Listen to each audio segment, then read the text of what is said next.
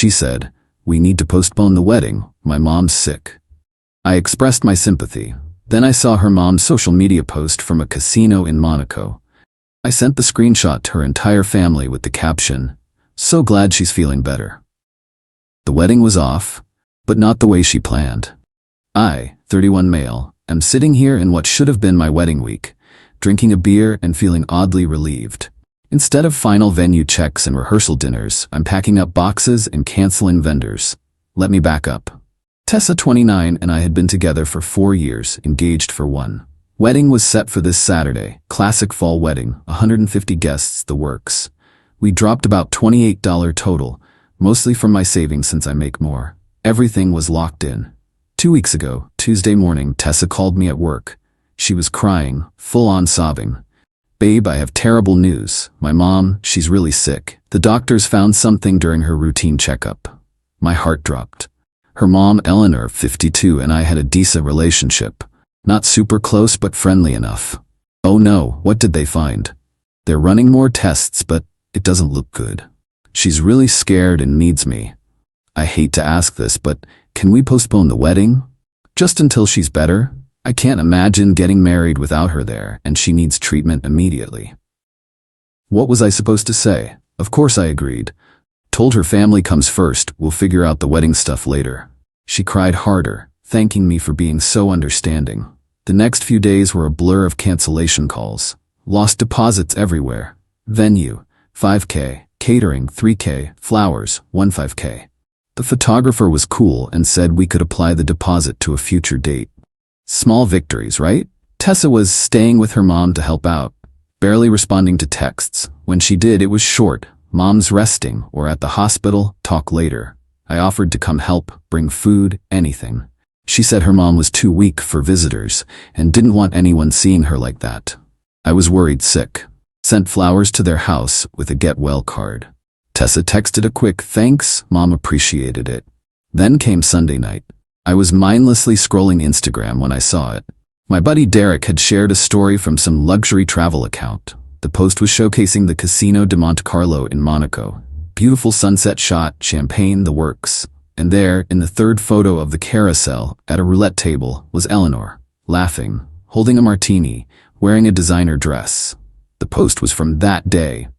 Time-stamped 6 hours ago. I stared at my phone for probably 10 minutes, refreshed the page thinking maybe I was seeing things. Nope, that was definitely Eleanor. I knew that laugh, that jewelry she always wore.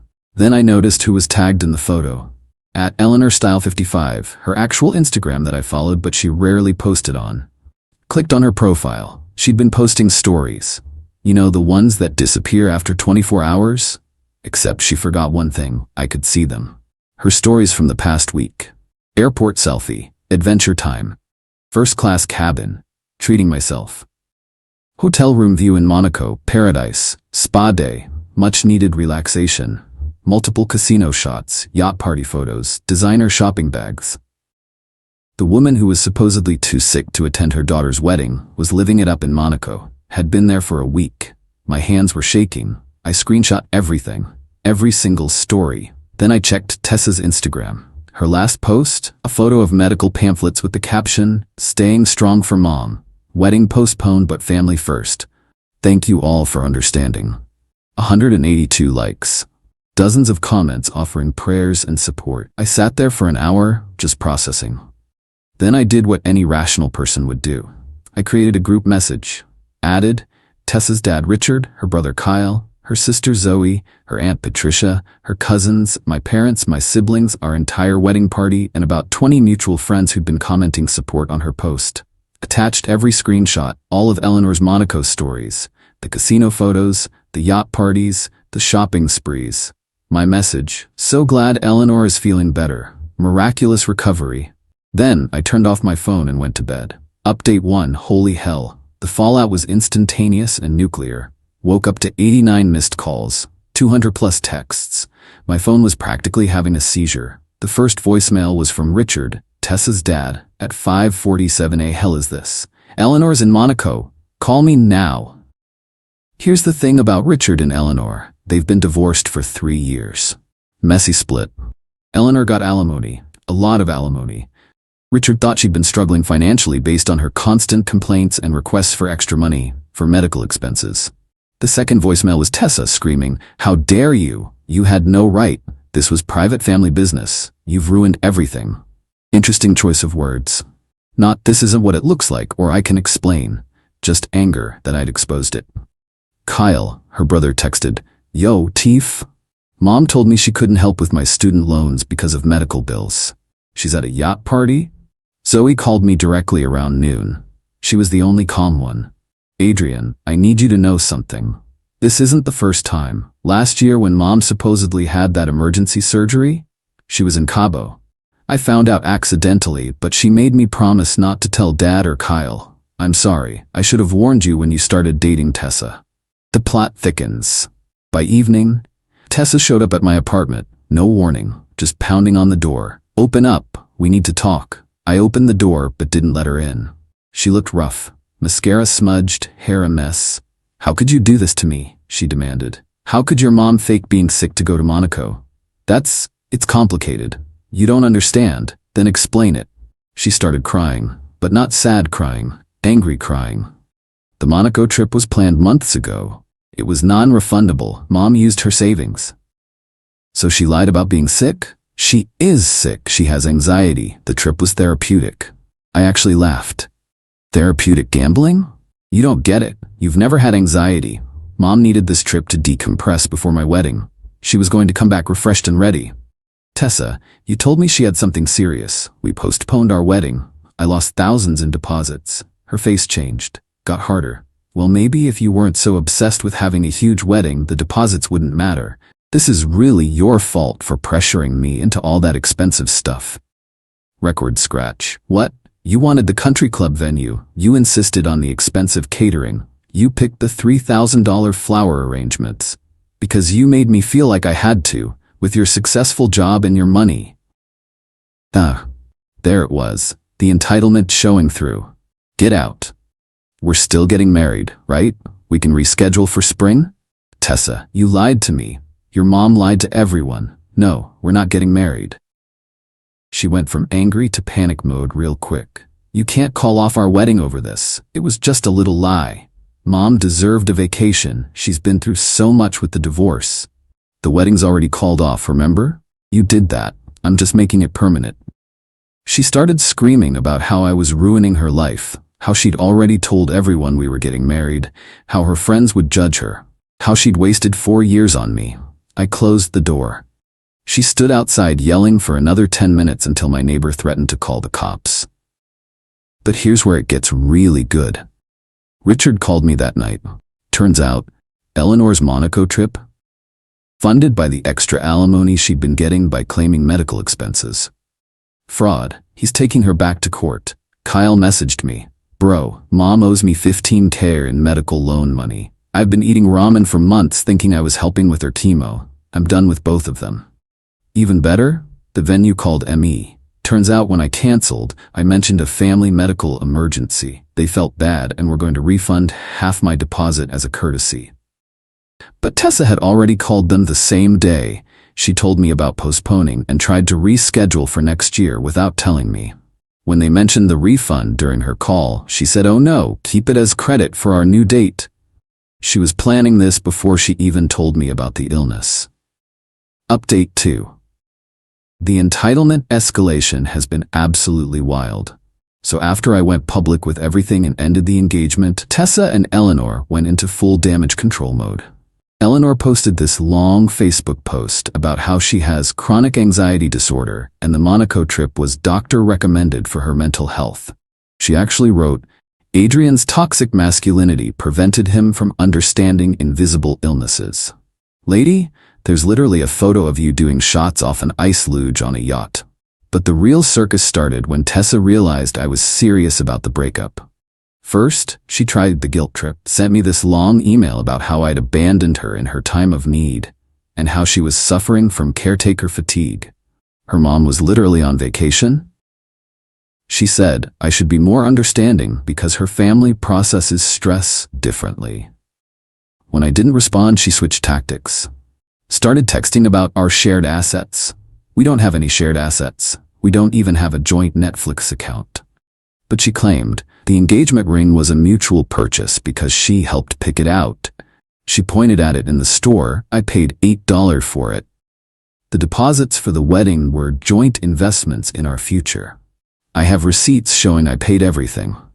My apartment had become our home, and she had tenant rights. She's not on the lease and was staying there 3 to 4 nights a week. The weekend trip we'd booked for December was her property because it was a birthday gift. Her birthday is in March. I forwarded everything to my lawyer friend who literally responded, Elmo. Then came the family attacks. Eleanor started calling my mother. They'd met maybe 3 times total. Eleanor was sobbing about how I was destroying her daughter's future, and how could my mother raise such a heartless son. My mom, absolute legend, responded, maybe if you'd raised an honest daughter, we wouldn't be here. Also, how was Monaco? The photos looked lovely. Eleanor hung up and blocked her. Patricia, Tessa's aunt, tried to play mediator, called me saying this was all a misunderstanding and that every family has their quirks. I asked if lying about cancer was a quirk. She said I was being dramatic, that Eleanor never said it was cancer specifically. I sent her the text where Tessa literally used the words, it might be cancer, we're waiting for results. Patricia, well, anxiety can feel like cancer to the person experiencing it. I hung up, but the peak entitlement came when Tessa showed up at my work. Security had to escort her out. She came in around lunch, marched past reception, told them she was my fiancée, and cornered me in the break room. Started loud talking about how I was financially abusing her by stealing the wedding funds and leaving her with nothing. My coworkers were stunned. She was making a whole scene about how she'd quit her part-time retail job to support me. She quit because she didn't like her manager, and now had no income because of my betrayal. Security arrived. She told them she was my fiancée and had a right to be there. They asked me if this was true. Ex-fiancée, and no, she doesn't. As they escorted her out, she screamed, "You'll pay for this." My mother knows lawyers. Plot twist from Zoe, still the only sane one. Eleanor doesn't know lawyers. She knows a paralegal from her book club who does real estate closings. The revenge tour wasn't over though. Remember those wedding deposits I lost? Well, I started calling vendors to see if anything could be salvaged. The photographer was still cool about applying credit to future events. The caterer had actually felt bad and offered a partial refund when I explained the situation. But the venue? Oh, the venue was interesting. Turns out Tessa had called them again. This time, pretending the wedding was back on. Tried to access the credit she thought was there. When they told her I'd officially canceled and requested any possible refund be sent to me, she lost it. Started threatening to leave bad reviews, saying they were stealing from a bride, etc. They recorded the call, sent it to me as a courtesy, with a note. We're refunding your full deposit. Nobody should have to deal with this. $5,000 back in my pocket, and a recording of Tessa screaming at a venue coordinator about how they were ruining her special day. And she'd make sure no one ever books there again. I forwarded the recording to Richard, not to be petty, but because he deserved to know what his daughter had become. His response, "I'm sorry, Adrian. I failed as a father. Eleanor poisoned her with this entitlement. I'm cutting them both off." Final update. It's been a month since the wedding that never was should have happened.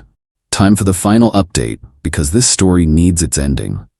After the work incident, I knew I needed a restraining order. Filed the paperwork with documentation of her showing up at my home and work, the harassing messages, and the recordings from the venue. Granted temporarily. Court date set for permanent one. But Tessa couldn't help herself.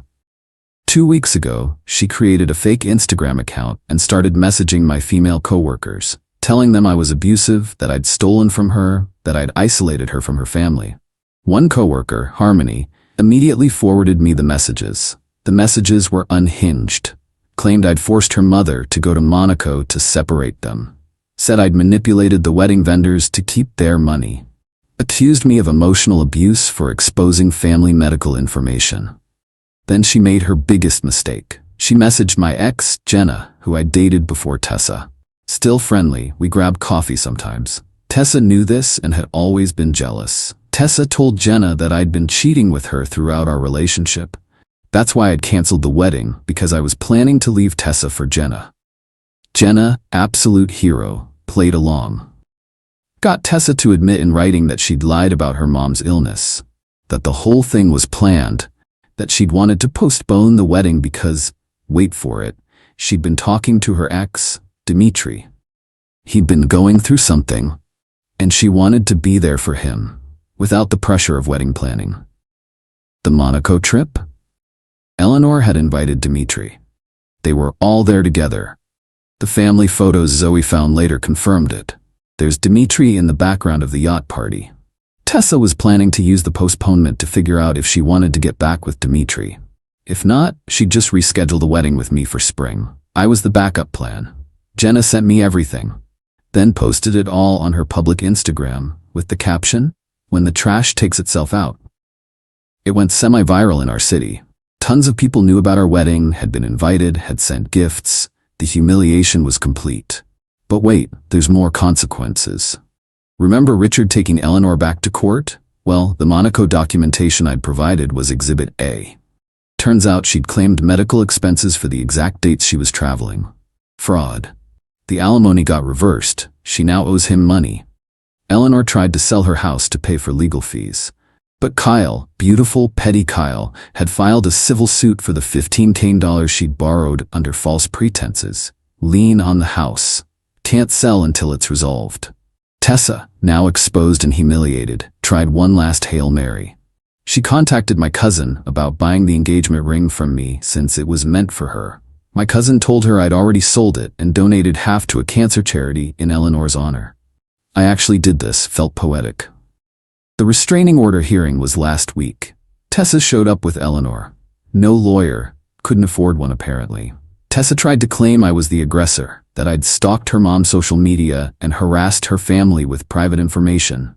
The judge looked at the evidence, the messages, the recordings, the work incident, Jenna's screenshots, restraining order granted. 2 years, no contact. As we left court, Eleanor couldn't help herself. Shouted across the parking lot, "You'll regret this. Tessa was the best thing that ever happened to you." I stopped, turned, smiled. "Tell Monaco I said hi." Current status. Tessa is living with Eleanor, who's living with her sister Patricia, because the house is tied up in legal issues. Kyle hasn't spoken to either of them since he found out about the money. Zoe sent me a thank you card for finally exposing the truth. Richard is in therapy, genuinely working through the guilt of enabling this behavior. Dimitri apparently dumped Tessa via text after the Instagram exposure. I got back about $11 of my deposits. My company gave me extra PTO days for personal distress. Started dating Harmony from accounting last week, the one who forwarded me the first messages. She asked me out.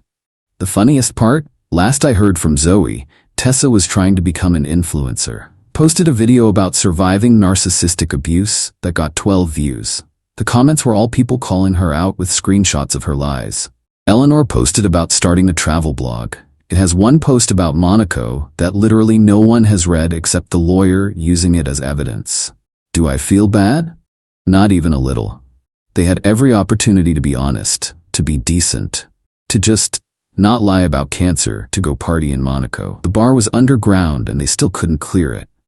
The wedding would have been this past Saturday. Instead of saying, "I do" to Tessa, I was on a beach vacation with Harmony. Used some of the refunded deposit money. Posted lots of photos, made sure they were all public. Petty? Maybe. Satisfying? Absolutely. Thanks for following this insane journey. Remember folks, when someone shows you who they are, believe them. And always, always check their mom's Instagram stories. Peace out from the guy who dodged a massive bullet.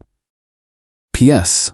Harmony thinks this whole story is hilarious and has already made "Tell Monaco I said hi" into an inside joke. She's a keeper.